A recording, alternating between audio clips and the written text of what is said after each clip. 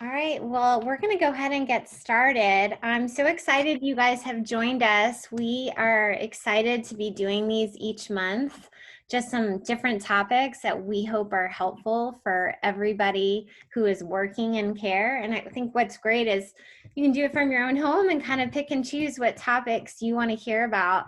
But boundaries is definitely a big one that affects a lot of us.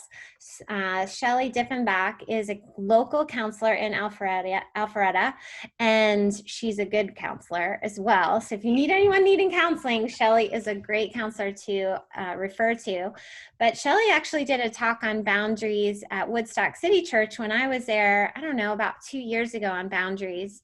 And it was with our MoneyWise mentors, and it was extremely helpful. The discussion was really good and people were yearning for more information. So we thought it'd be great to bring her back and bring all of you in.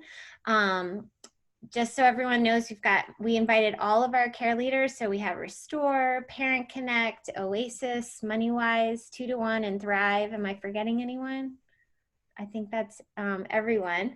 So we're excited that you guys all joined us. So I'm going to hand it over to Shelley. If you would just keep your microphone on mute, unless she is going to be asking for participation. And at that point, unmute yourself. But I'm going to pass it over to you, Shelley. Thanks. Thanks, Rachel, and hi, everyone. Good evening. Thank you for spending some time with me tonight. I love the topic of boundaries because it's so relevant for so many things, personally and professionally. It is a huge topic, so it's something I could sit here and talk about for a week probably. And so one of the things I'm going to start with is asking you guys for some input to make sure that I'm picking the content that is most helpful for you guys and what it is that you're interested in getting out of this time. So I'm going to start with a question. I'm going to have you just think about it for a few minutes while I give you kind of an overview of what boundaries is, because it can be kind of a kind of vague and nebulous topic. And then when I'm done with my intro to boundaries, then I'll ask you to speak up and share the answers to the question, what type of tension do you experience in your role as a care leader? And the reason why I'm asking it that way is because usually where there is tension in something relational, there are boundary issues. And so rather than using the word boundaries, which we may not even really know what I'm talking about yet, just think about where you experience tension in your role, either within yourself or with your caregiver or care receiver, or even what tensions they're experiencing. Those are all different levels of boundaries. So if you could be thinking about that while I'm kind of giving you an overview of what we're really talking about today. So boundaries, like I said, is a broad concept. It can be kind of vague. You hear people use the expression, I'm going to set a boundary. And the way it comes out is, I'm going to tell you what you're not going to do anymore. That is not boundaries. That is not setting a boundary. Boundaries really talk about things that are within us. They talk about, my favorite definition is where I end and you begin. So if you're familiar with the Boundaries book series from the authors Cloud and Townsend, they're dual authors. Cloud and Townsend wrote the book Boundaries. There's lots of variations of it. There's boundaries in marriage, boundaries in dating, boundaries with teenagers, teens, I think it's called. They have all kinds of variations, and it's just great applicable information about how to walk out healthy boundaries and why they're so important. But their definition of boundaries is where I end and you begin. And what they're really talking about is you knowing who you are and being able to communicate that to others in relationships. So we're talking about things I like, things I don't like. It can be as simple as I don't like Mexican food to, I'm not okay with you yelling at me, to, I don't like country music. It can be small things, it can be big things. But it's really talking about who we are and who we aren't, what we like, what we don't like, what we're responsible for, what we're not responsible for. So the term boundary, when you start talking about boundaries, you're really talking about the edge of that tolerance level. When someone's crossed a line, you might say, you've really crossed a boundary with me, and they've done something that you don't like and that isn't okay with you. And in the terms of relationships, that's a lot of the ways in which we talk about boundaries is something that's okay with me and something that's not okay with me. Like, I always use the example of kind of fighting or arguments of, hey, I'm okay that you're angry with me. I get it, but I'm not okay with you yelling at me, right? That's you communicating a boundary. Or, hey, I'm going to work hard all week, but I'm not willing to work over the weekend, right? What are you willing to do? What are you not willing to do? Are you willing to jump out of a plane? Some people are, some people aren't, go skydiving. So all of these things make up who we are and who we aren't. And that's really what we're talking about when we're talking about boundaries. And the reason why this is so important, healthy boundaries are really the essential. You cannot have a healthy relationship with yourself or anyone else or God if you don't really understand and adhere to concepts of healthy boundaries. They're important for a couple of reasons. I'm going to go over a few of them quickly, but there's one we're really going to hang out on today. And I'll cover that one last. So boundaries are important because they give us our sense of identity. If you think about, I don't know if you've seen the movie Runaway Bride. Everybody's seen that? It's a cute movie, Julia Roberts, rom-com. Every time she gets in a relationship, she ends up, the example that they use, or kind of the thing that they carry through all her relationships, is what kind of eggs she likes, right? If her current boyfriend, fiance likes scrambled eggs, she likes scrambled eggs. If he likes sunny side up, she likes sunny side up. So there's this scene at the end of the movie where she's sitting down with every kind of egg in front of her, and she's deciding for herself what kind of eggs she likes. And that's such a great picture of knowing who you are and being able to live by that. So identity is a big deal. Who am I? Who are you?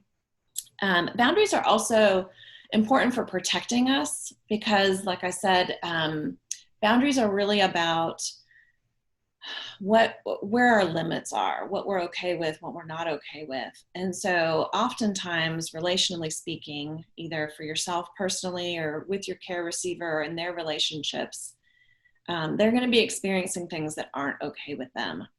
Now, sometimes it can be a relatively small thing. But sometimes it can really cross the line into things that are abusive, verbal abuse, emotional abuse, neglect, things like that.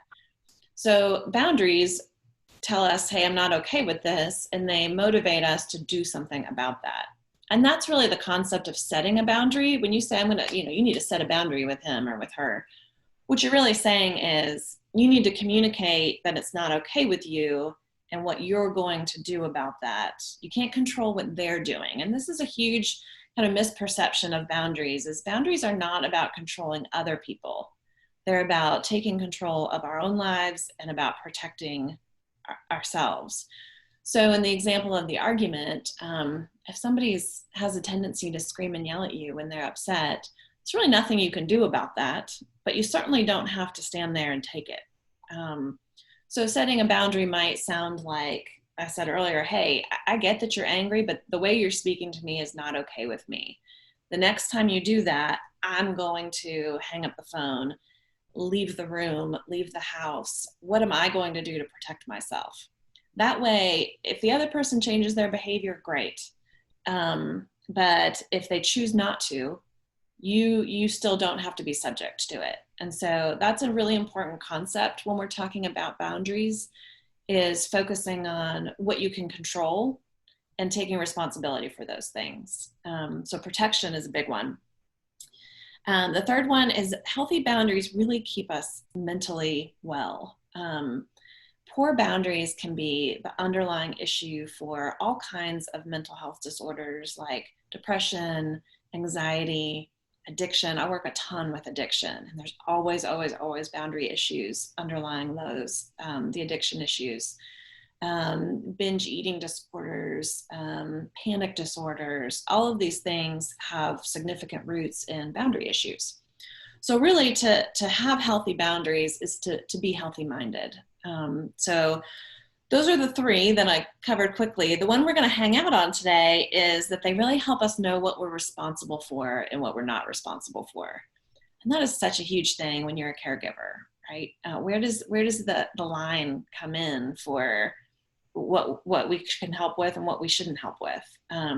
So we're going to talk a lot about that responsibility piece. But now that I've kind of given you a bit of an overview, let me just open up to anyone who kind of had a light bulb moment there of maybe a boundary issue that shows up as tension in your role as a care leader.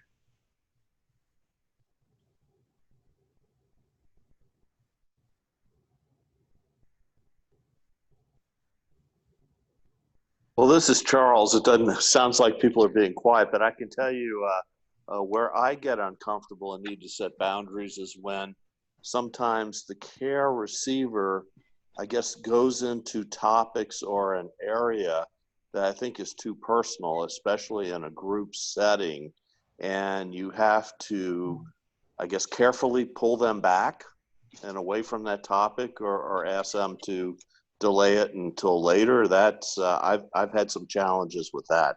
Okay, that's a great one. And it would be helpful for me when you, like Charles, what group do you work with? So I've been leading some Oasis groups. Okay, it's just helpful for me to get context of Sure. the type of things that people would be sharing. Yeah, and Okay. it can get very specific. Go ahead. Sorry, I cut somebody off.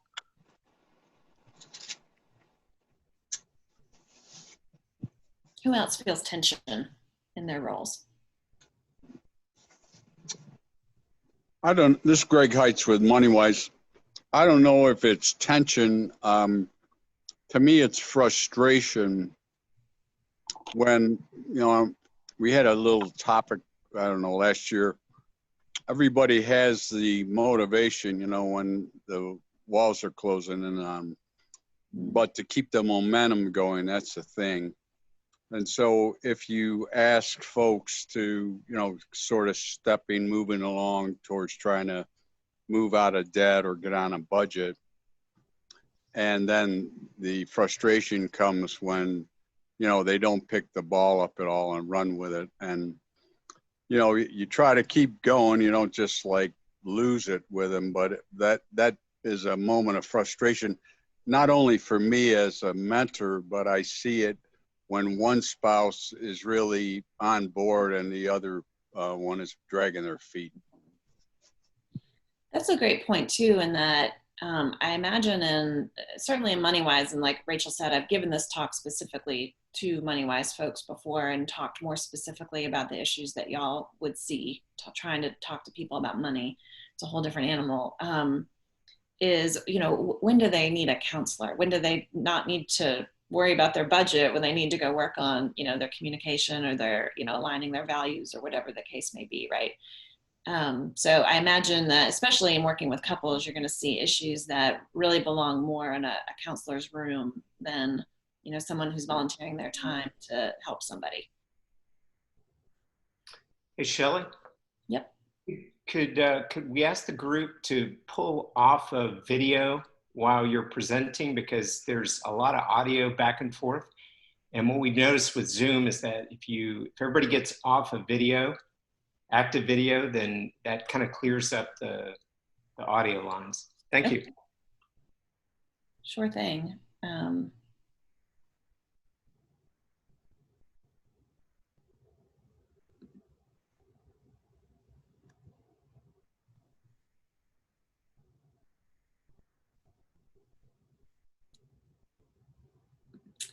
Hey, does anyone else want to share where they feel tension or frustrations in their role as a care leader?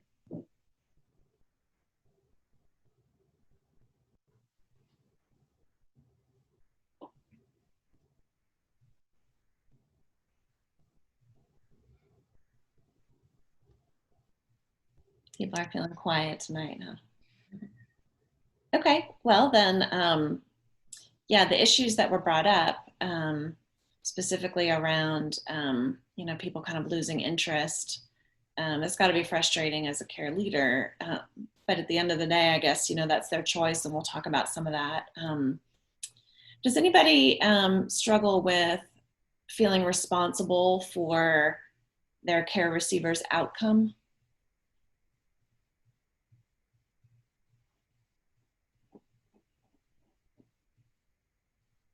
Nobody's going to own that, huh?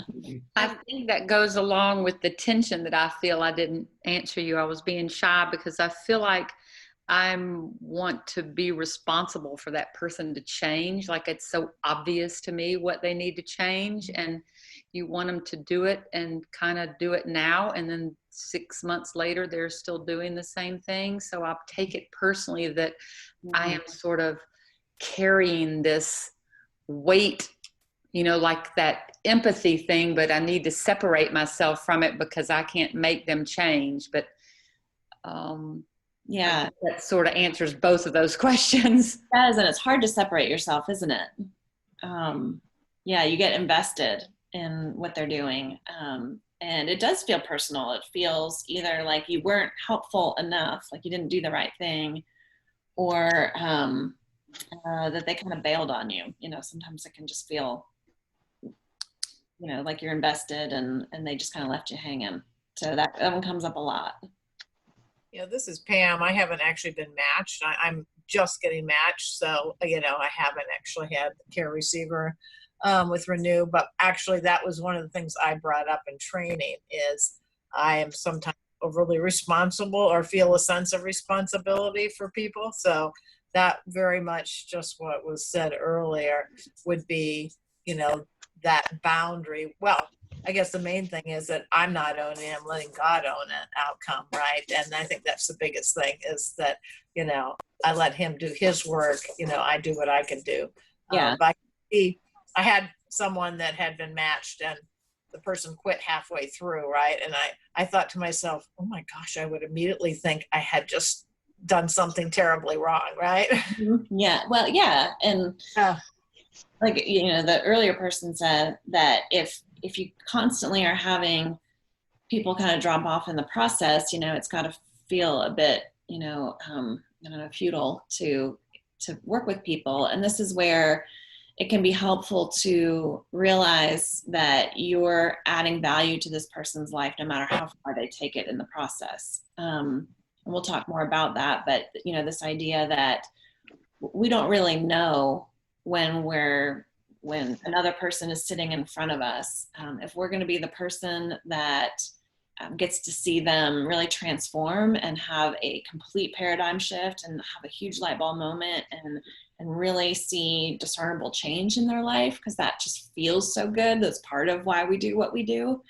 We don't know if we're going to get to be that person or if we're just the person planting seeds, you know, that sometimes I'm just amazed at the things that clients will tell me stuck with them, which is never the things that I want to, never the things I thought were really profound, you know, but yeah, they'll say, this really stuck with me. I'm like, oh, good. I'm glad something. Yeah. So yeah, so understanding what our role is and that we don't really have control over where we are in the process for the other person can be kind of a helpful thought strategy to release some of that frustration. Yeah, thanks. Mm-hmm. Okay, well, I'm gonna guess from the things I heard that I'm gonna be kind of on the right track here, but feel free to chime in if there's something specific that you were hoping I was going to address. That I'm happy to add in whatever content is most relevant for you guys. But let's talk more about that sense of responsibility, right? Because you all do what you do mostly because you care about other people, because you're empathetic, you're using your time, your energy, your skills to try to help somebody else. And I mean, that in its very nature is makes you a certain kind of person, right? And because of that, the nature of a caregiver is that they do tend to take on too much responsibility. And so the first thing I want to do, and my question here at the end is going to be, start thinking about what kind of distorted views that you have about your responsibilities, about an individual's responsibilities. Because I think as I go through this list of things we're responsible for, some of it might kind of challenge your beliefs or kind of your subconscious ideas of what you're responsible for. And the first one on the list is feelings. This is a huge one that I see every day, because if I'm feeling something negative, you must have done something wrong and you have to change and you have to fix it. When really the things that we feel are truly a byproduct of our life experiences. You know, that's why some people can react one way to a situation and somebody else sees it a totally different way, because their personality, their life experience, their kind of lenses that they view the world, has them kind of picking out different parts of it than you did. You know, one thing makes somebody very angry, another thing doesn't. That makes another person not angry at all. Another person might laugh about it. So really, when we're talking about feelings, you are responsible for what you feel, and what you do about that feeling, which the next one is behaviors. We are responsible for our behaviors. And I often correct people when I hear them say, well, she made me blah, blah, blah, blah, blah. I said, well, hold on. You know, she didn't actually make you. If you assume you had a choice, what would your other choice have been? Well, I guess I could have, you know, I just did one of these the other day that I was like, oh, clear. Oh, it was a woman who was frustrated with her irresponsible mother because she was going to have to take care of her mother when her mother was, you know, no longer able to care for herself and was in financial stress. All of her bad financial decisions were going to fall on this woman's shoulders. So I kind of challenged her on that, because technically she does not have to care for her mother. Now, for her, it wasn't much of a choice, but I think just being able to see things as a choice empowers people to kind of think about it a little bit differently. Just to say, hey, you do have the option to not help her when she runs out of money. Now, clearly, that wasn't a good option for her, but you're responsible for your behaviors. Nobody's making you do anything. I didn't make you, you know, throw that plate across the room when, you know, you got so angry. And, you know, I spent a lot of time on those two. And the third one is choices, which kind of goes with behaviors, right? We can choose what we behave, how we behave. Those are really the ones that people kind of have a misperception of, that, like I said, if I'm doing something unflattering, you made me do it, it's because of what you did. And if I feel something negative, you have to fix it and you have to change what you're doing. And neither one of those things are true. So I mentioned choices. And with that, you also have the right and the responsibility to deal with the consequences of those choices. A lot of times people want to make choices and not deal with the consequences, right? They want to hide their choice, or, you know, lie about it, or they just want what they want and they don't want to have to deal with any of the negative side effects. So choices come with consequences. Then we've got our attitudes, our beliefs, our thoughts, kind of all the stuff that swirls around in our minds. We're responsible for that. You know, if we're talking down to ourselves, if we have low self-esteem, you know, maybe that's because our parent or our spouse speaks down to us. Maybe they're verbally abusive. But at the end of the day, if you're an adult, that's your responsibility to figure out what to do about that. And with that comes growth too. You know, we're constantly growing and changing and having new experiences, and taking responsibility for that growth. That's a huge part of the work that you're doing with folks. Is, you know, they come to you in one place in their lives, and you're trying to help them grow to be more effective in whatever they're doing, right? Whether it's managing their emotions through a divorce, or managing their finances when they're trying to, you know, pay off debt, or whatever the case may be, you're trying to help them grow. And ultimately, they are responsible for that. The last ones on the list are values. In living, we're responsible for living consistently with our values, or dealing with the consequences of not. And you see a lot of people kind of trying to keep a foot in two worlds, and it doesn't work very well. Limits, what's okay with us and what's not. If we're exhausted and our cup is empty, we're responsible for filling it. We need to ask for what it is that we need. And then the last one is love, which I think is a really interesting one, that we are responsible for our ability to both give love and receive love, and to do that in a healthful way. And all of those, just so you know, all of those are coming out of these boundaries books. And so that's such a great resource if you want more information about any of these things. It's all detailed out in that book. That was like the Cliff Notes version of it.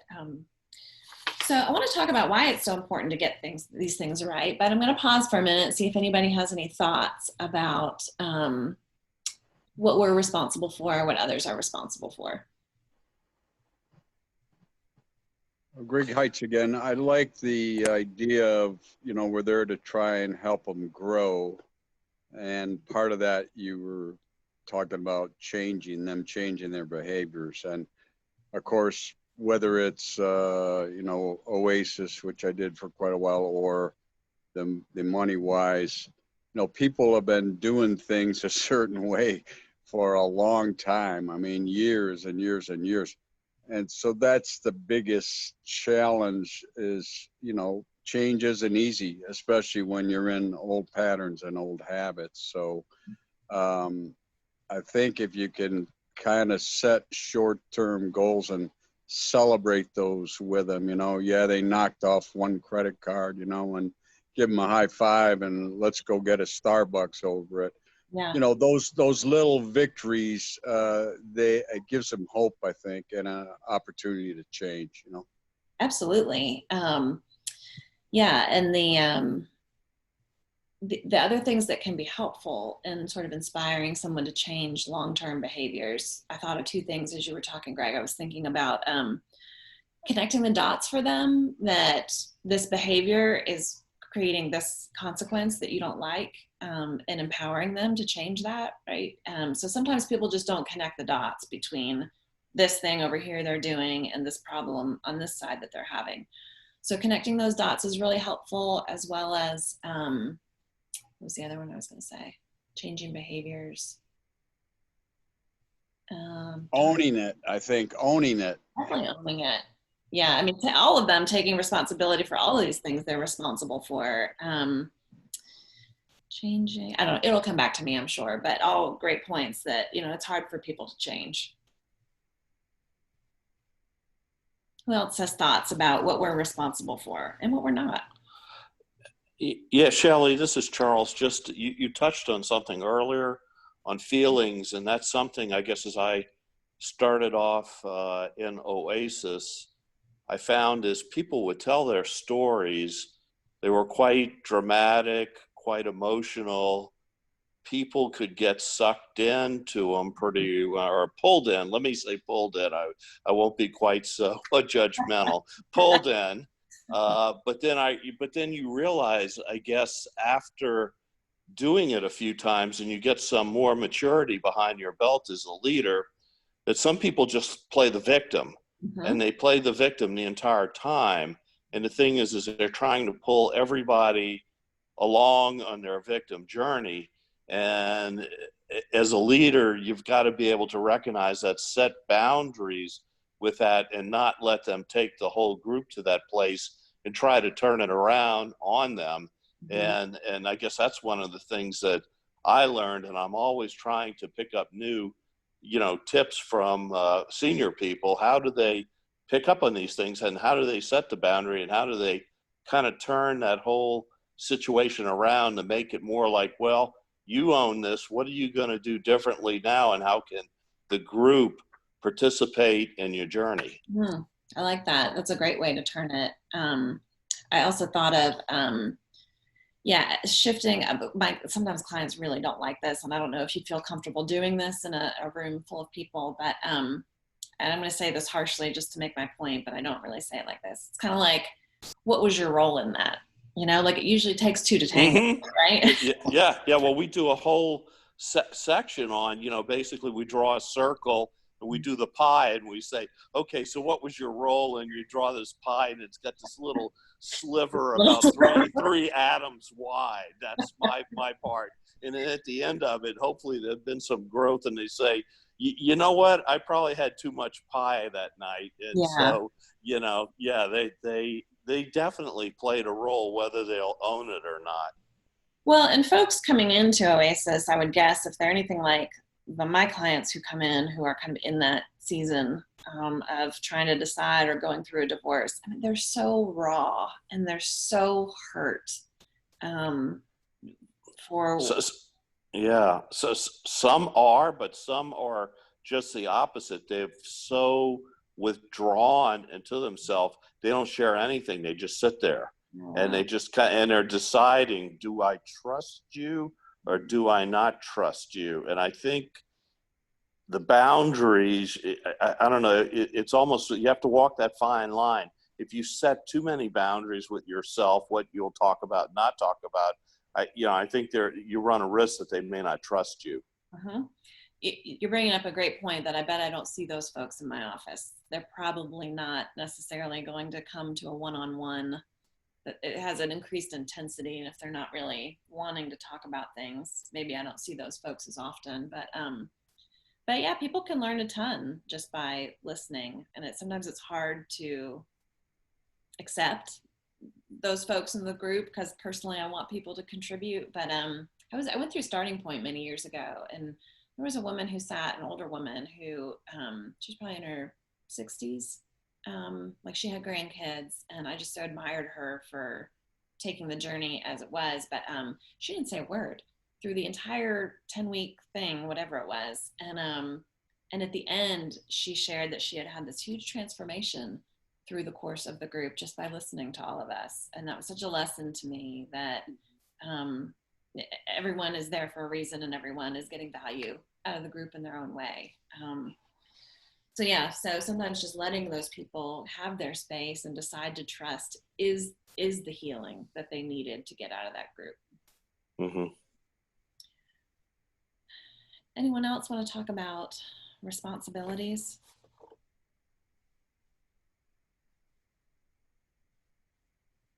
Yeah, I think accepting that you're responsible for your own feelings is probably the hardest one.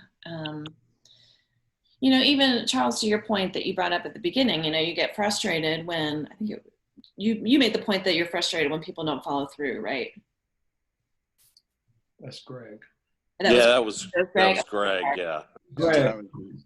Yeah. So Greg, when you made that point, it's kind of like, okay, well, you can be frustrated with the care receivers, and there is an element of frustration there. But ultimately it falls to you to kind of resolve that within yourself, right? How can you change your perspective or grow in a way that doesn't frustrate you as much, right? It's not a very popular opinion, but it is the healthy path. Right? Well, fortunately, you have 7 days before you meet with them again, so that frustration has subsided, and you start afresh the next week. I think the other thing that I've noticed myself, and I've really had to be careful. You come in, and assess the situation, and you can see the steps like boom, boom, boom, boom, boom, 1, 2, 3, 4, 5, and this will get you rolling quick. But you have to let them. You lay out options to them, and say, now here are some options. Which one would you like to start on first? It may not be technically the fastest return, but they've owned it. They've said, yeah, I think we can deal with this debt first. Okay, great. Or we're not ready to stop putting in the 401k, even though we got 30,000 in debt at 24%. So, but if you throw the options out instead of coming in with a list of here's what I think you should do, then I've seen they don't always pick or necessarily ever pick the top 2 or 3 in my mind, but they're picking something and they're getting on board. So that's always, to me, that's encouraging. If you're working with MoneyWise in particular, I think is really interesting because the folks that lead MoneyWise, right, folks like you, Greg, what I noticed as I met with 2 different MoneyWise groups to talk about boundaries. And what I noticed is that the folks that do that volunteer position are very logical and practical when it comes to money. And usually the people that need help with it are not. They're usually very emotional about money. And so sometimes, you know, appreciating that there's so many other things going on with someone when they're not doing the work or they're not meeting their goals, that it's not so black and white for them. Sometimes you can shift the conversation to, you know, you don't have to be mad or not mad about what they did or didn't do, or, you know, follow through or reach their goals, but just pointing it out and asking them to kind of assess it. Well, you know, what do you think got in your way of doing what we talked about last time? And sort of drawing out some of the obstacles, and just having them talk about it sometimes can help somebody move through it.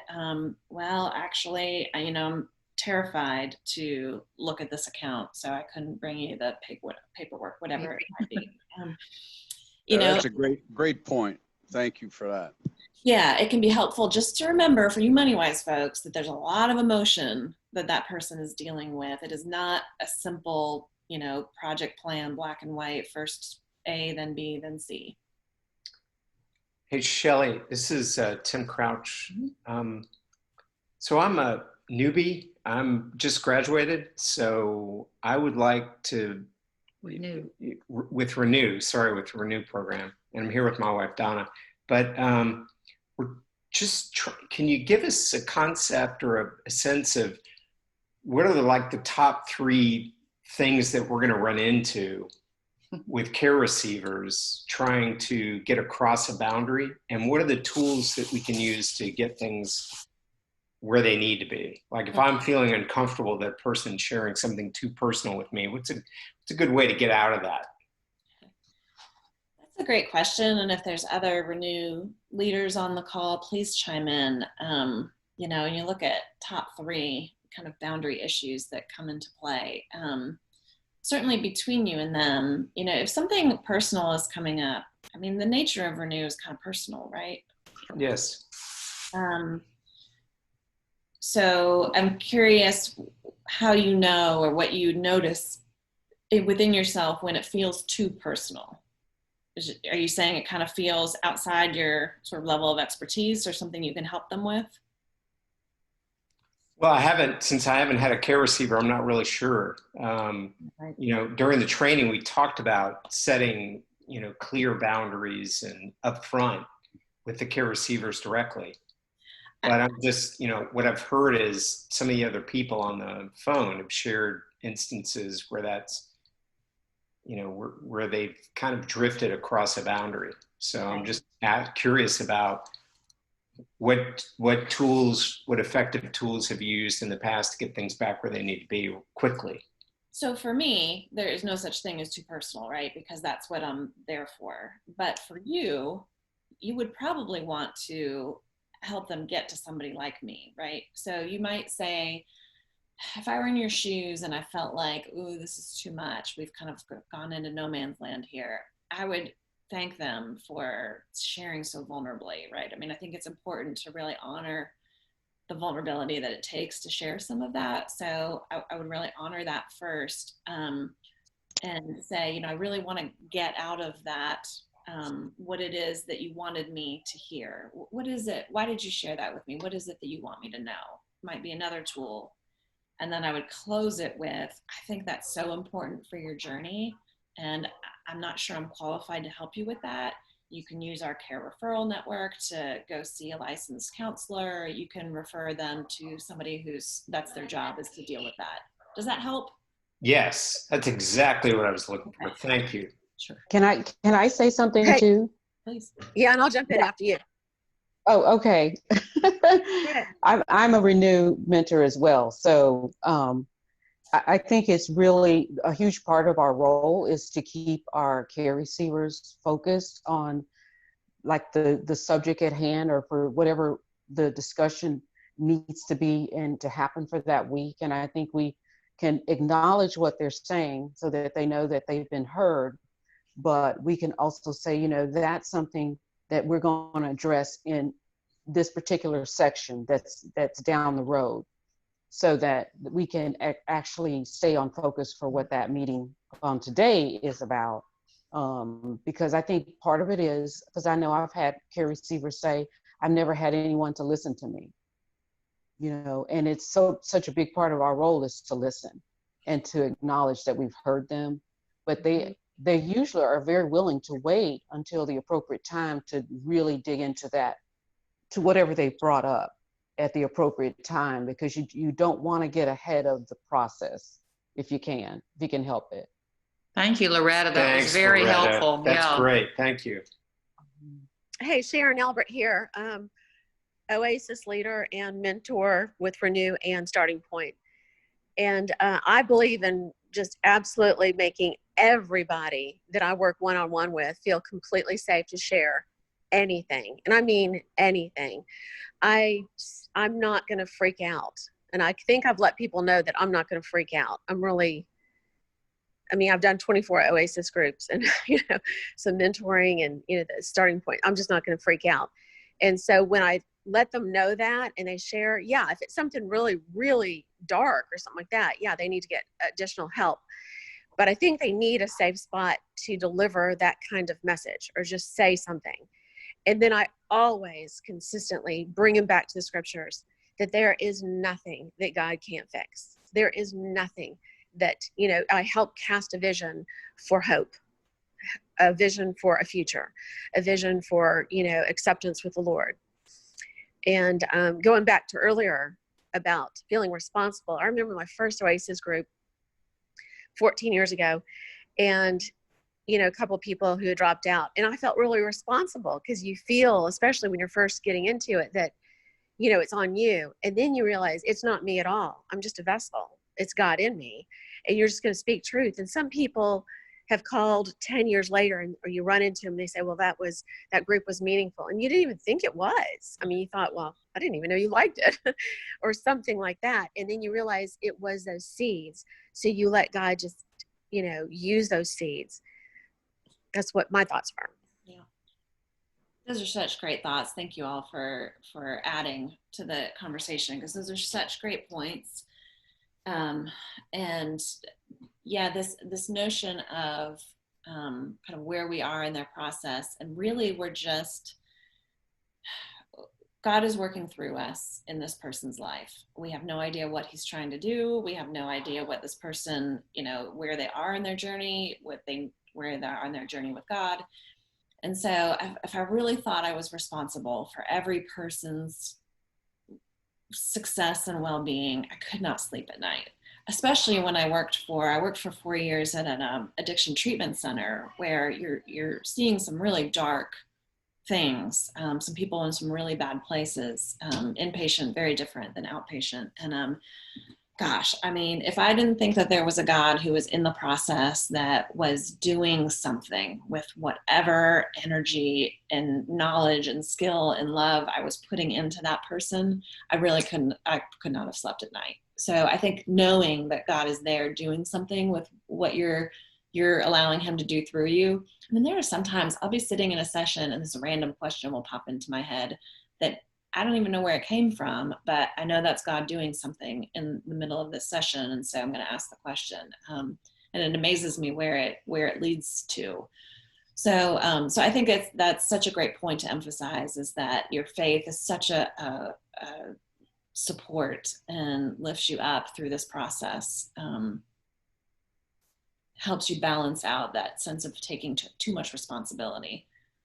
Yeah, going along with you just shared, Shelley, and what Sharon's shared, I think it's very important, and we don't want to gloss over that, is to always pray for your individual or your couple before you go to the meeting, because the Holy Spirit is going to guide us in all truth. And just like you said, you've said some things that were spot on that you didn't even know you had thought about. They came into your mind, and as a result of prayer beforehand, you got the right answer for them.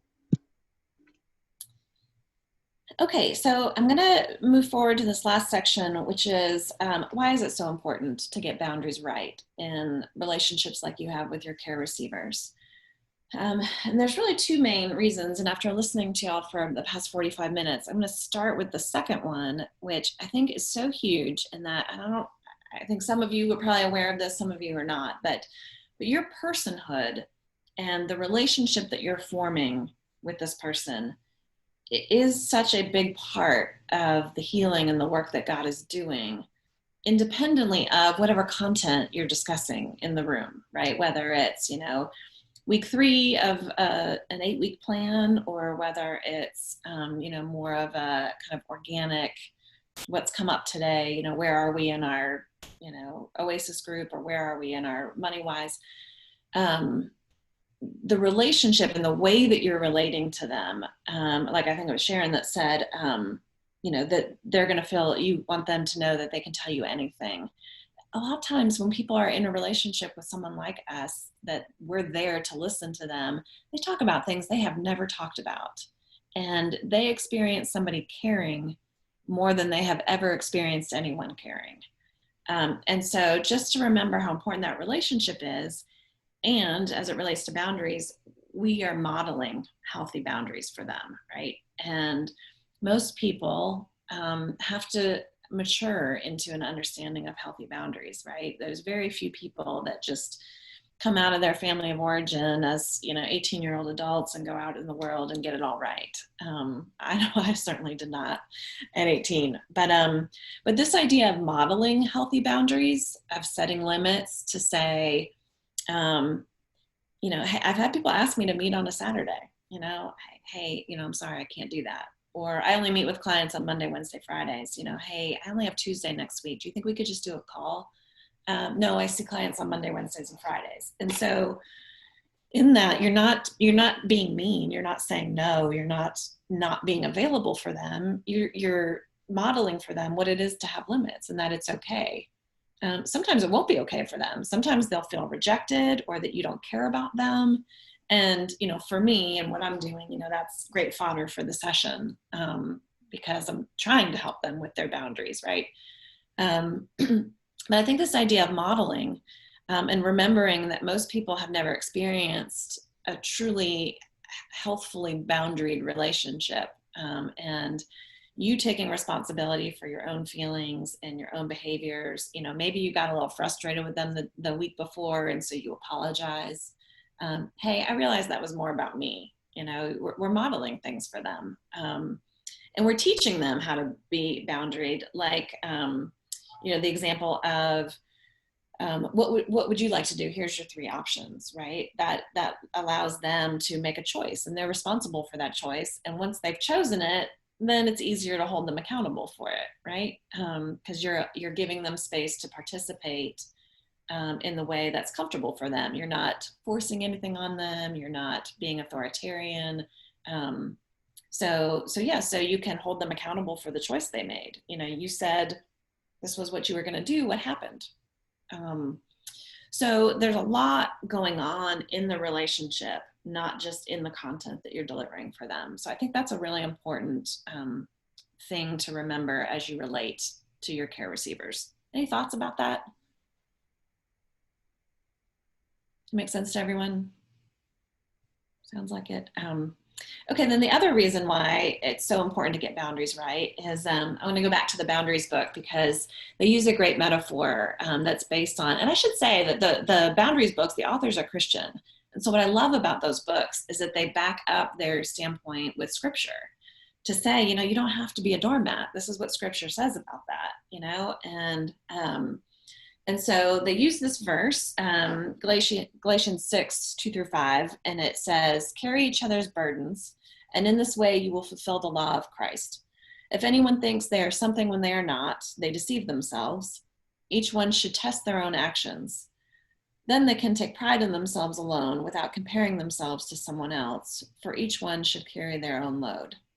And what the authors pull out of this verse in the book is the difference between helping someone with a burden and carrying your own load as a healthy adult, right? And it's the difference between, they talk about it in terms of pushing a boulder uphill, and you need help to do that, right? That's, someone should come alongside you and help you with that. That's what Christ has asked us to do for people. when all they've got to do is sling their backpack over their shoulder, they should be able to do that. And when you do that for them, you kind of rob them of the opportunity to mature into what it is that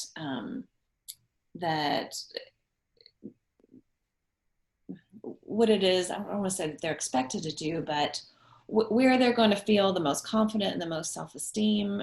Because people that don't take responsibility for themselves, right, and don't take ownership of their mistakes and don't take ownership of the things they're doing to kind of mess up their life, there should be pain and negative consequences from that. That's okay. Our job is not to rescue people from that. Our job is to help people figure out how to become healthier and take responsibility for themselves, and to challenge people on that. So the reason why it's so important to not take on people's backpacks, right, to only help with the boulders, is that you really get in the way of three things: what that person needs to be doing to mature, and then where we're spending our own energy. We don't have limitless energy, and we want to be good stewards of what God has called us to and what he's motivating us to and what passions he puts in our heart. And when you're doing things that you shouldn't be doing in the first place, because now you've kind of stunted this person's ability to grow in their own maturity, you're also wasting your energy that you could be using to help with somebody's boulder, which is, I think, what most of you have a heart for anyways. And then the third piece of it is sometimes when we cross boundaries and we don't get those responsibilities quite right, we really get in the way of what God's trying to do. And this is so true. Working in the addiction field, I see this a lot through enabling family members, right? And enabling is such a classic case for, God could be trying to speak to them through their pain. God could be trying to grow them and, help them have a revelation and face some hard truths. And when we come in and rescue somebody from that pain, either by doing it for them or diminishing it somehow, making it seem like it's not that big of a deal, we're really kind of getting in the way of what God's doing. So both modeling healthy boundaries in your relationship and being able to determine where to draw that line, really all of those things, like I said in my little summary of the session, like saying no really helps that person. It helps your care receiver to challenge them, or to not just agree with them, or to hold them accountable, really is helping them. And a lot of times as Christians, we feel mean or selfish, or like I said, that example of, well, I see clients on Monday, Wednesday, Friday. I'm not going to be able to meet with you on Tuesday. Gosh, is that selfish? I mean, a counselor, shouldn't I be there for them? Shouldn't I be available and work on their schedule? So I think sometimes we confuse, excuse me, kind of being loving with being doormats. Anybody have additional thoughts about responsibilities in your relationships and things that kind of get in your way?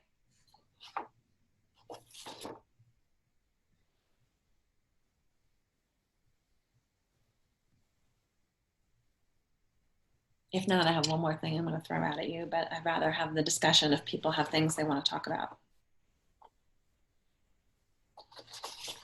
I do think that consistency is really important, so that, however we want to structure our meetings with our care receivers, to try to really remain consistent with that, so they know what to expect.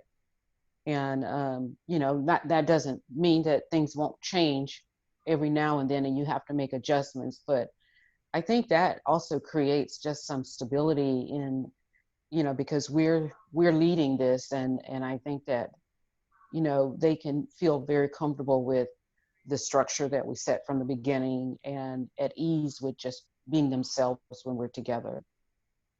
Well, and they know what to expect then, right? And they don't come in with the anxiety of the uncertainty of it. Mm-hmm. They don't have to waste energy on that. They can put it towards the work instead of mm-hmm. the kind of unfamiliarity of what's going to happen today.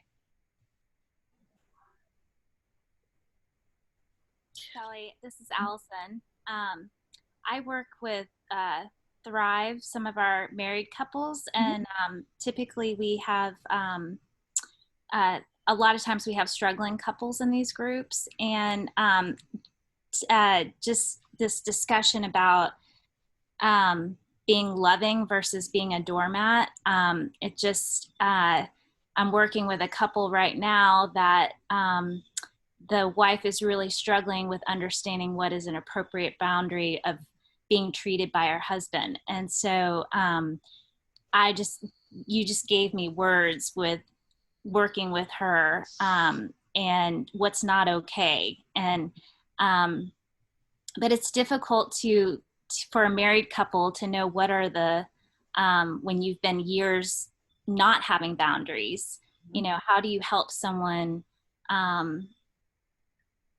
that has been allowing, you know, has never put up boundaries in a relationship. Do you have any tips on helping? Yeah. It can be very scary for someone to communicate boundaries for the first time in a marriage. Usually when I'm working, I work almost exclusively with individual clients. I don't do the couples work, so God love you for being able to do that work. But often I will encourage that person in front of me to start asserting themselves with people that they feel safe with, that they still aren't speaking up, right? But, you know, hey, you've got a best friend who we always go to the restaurant that she likes. Well, why don't you try suggesting a restaurant you like and see what happens, right? I mean, it can be very small things, but just so you're aware, trying to initially vocalize and assert yourself with boundaries with your spouse is just about the hardest place to start. So just be sensitive to how scary that can be.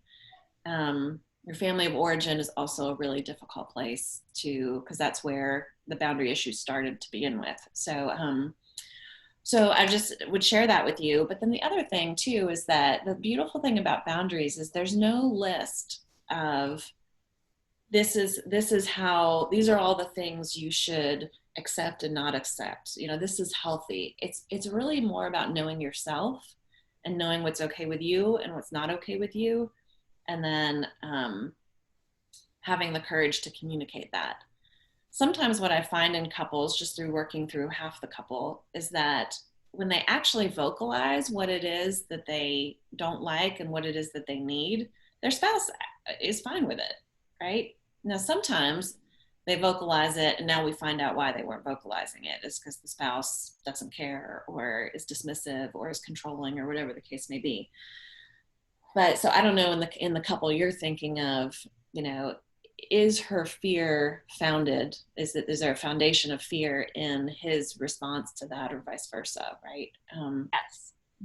It is. Okay. And so so another thing that is really good for her to do is to find a group that can encourage her to communicate boundaries. And I don't know what the scenario is. Obviously an addiction background, 12-step groups like Al-Anon are great for this. But yeah, if she has a community of people, whether it's an individual small group or a group of friends or just someone who keeps reminding her that it's okay to say you're not okay with this. The other thing I would tell you is she can't speak up because she's terrified of something. Do you know what that is? Not yet. Yeah, there's something deeper that she's afraid will happen if she speaks up. Is she afraid that he's going to leave her? Is she afraid that he's going to be abusive in retaliation? Is he going to punish her for it? I don't know. Is she going to feel like an awful person? It gets complicated quickly, but that's a great question, and it's sticky. And don't be afraid to refer them to someone they have to pay to help them with those things if it feels over your head. Yeah. Thank you. Rachel, can I quickly throw out just 4 pictures of boundaries gone bad? Absolutely. Okay, I can do it in a minute. Well, and it builds on that doormat concept. I wanted to just give people an idea of what does it look like when boundaries go wrong. And we talked about the doormat. This is the person that can't assert the things that they're responsible for, right? They can't say no. They're usually driven by fear. The counterpart to that is I call the steamroller, right? This is the person who doesn't really care what your boundaries are, which might be Allison, this person's husband, right? So he might be a controller or a steamroller that what she thinks and feels and what she needs is really kind of plays second fiddle to what he needs. So these are people that don't really take no for an answer. They tell you why you shouldn't feel that way. And Allison, that's probably a couple. If you're seeing that, that's probably a couple that needs some professional counseling. But yeah, so we've got the controller, and then the compliant, or the steamroller, and the doormat is kind of my language for that. And then people who don't take responsibility for themselves, that have found a way to get other people to do everything for them. And then people who take too much responsibility, which is probably a lot of you, that kind of tend to get involved maybe more than they should and take on more responsibility than they should.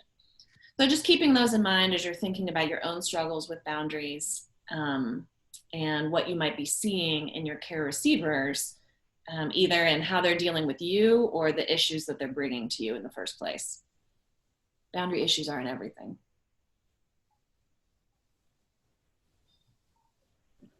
Thank you so much, Shelley. This was so good. I know I learned a lot, and I know boundaries have been an issue for me for a long time, and trying to work on them. So I'm hopeful that you guys have also learned a lot.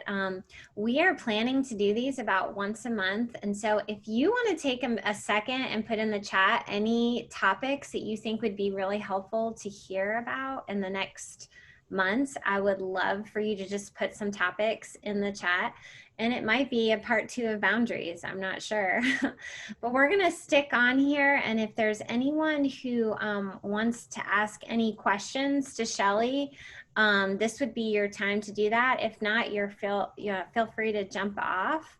And we're just so thankful for each of you and what you're doing to lead and care. And we want to be able to support you during this season. So please let us know if there's anything we can do for you. Thank you. Thank So you. if you have Very a helpful. question, sure. Do you have a Yes, question? thank Go ahead you. and start. Sure. Yeah, I did want to mention, I'm not sure, is Carrie still on?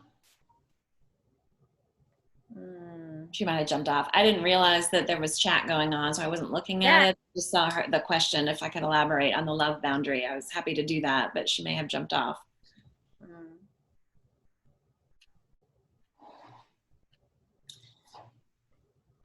Any questions? Oh, she just put, I'm here.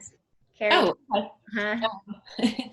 Yeah, so I think what you're referring to is when I was going through the list of things we're responsible for, and being able to love and receive love was one of the things on the list.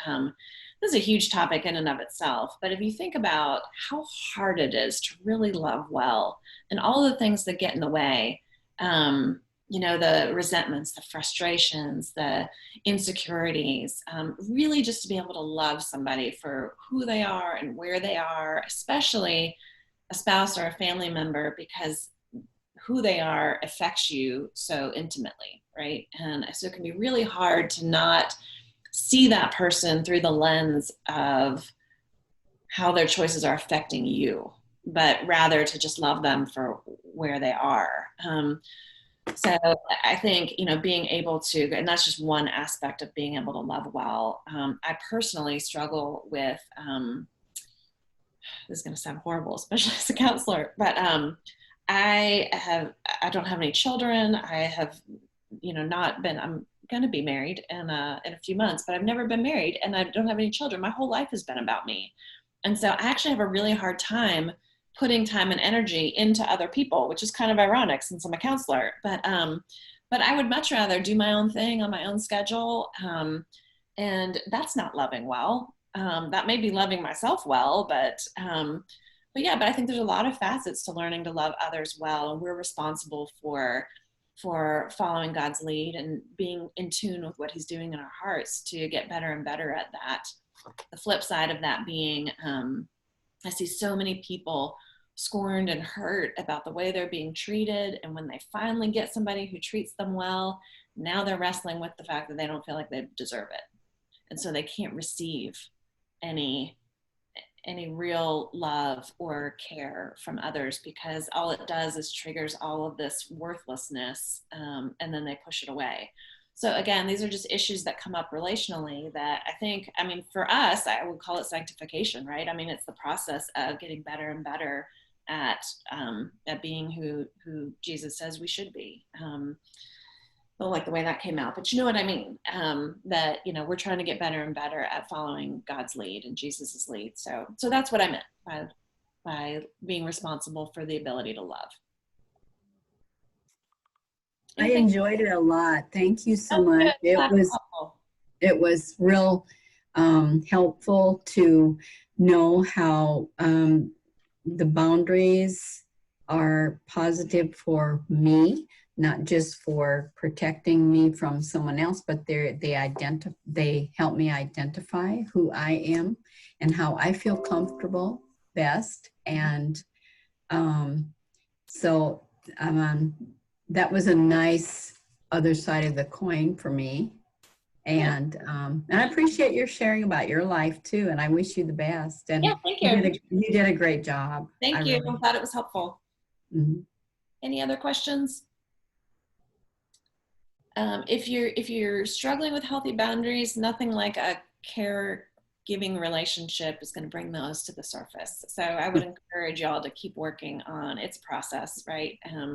To just continue to grow and get better at both saying no and hearing no, right? You're probably all much better at hearing no. But.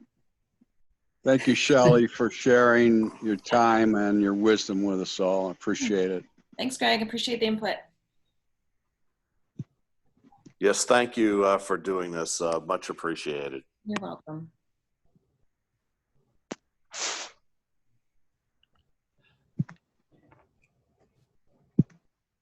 Okie doke.